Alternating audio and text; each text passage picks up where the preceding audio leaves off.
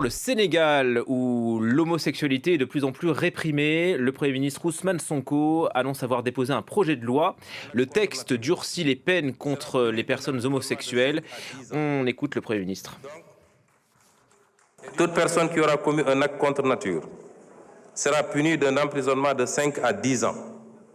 Donc, et d'une amende de 2 millions à 10 millions de francs.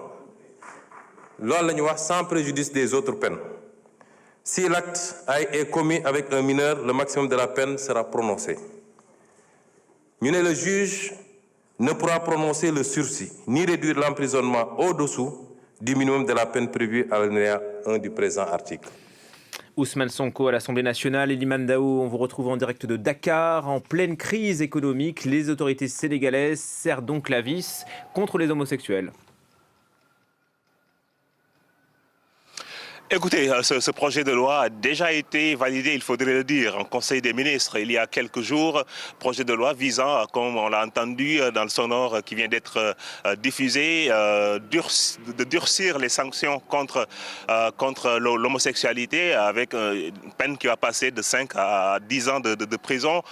Mais aussi, le projet vise également le financement du phénomène ou encore l'apologie.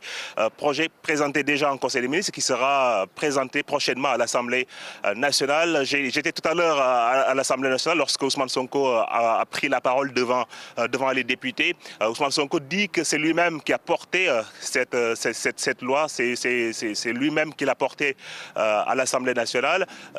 Ousmane Sonko, il faudrait le rappeler, avait promis lorsqu'il était opposant de criminaliser l'homosexualité. C'était sa promesse de campagne. Là, on parle maintenant de durcissement des peines. C'est moins répressif que la criminalisation, mais ça a été une volonté affichée par son gouvernement de durcir les sanctions contre l'homosexualité. Et cela intervient dans un contexte où 2 dossiers pendants devant les justices avec des dizaines d'arrestations chez la communauté des homosexuels au Sénégal.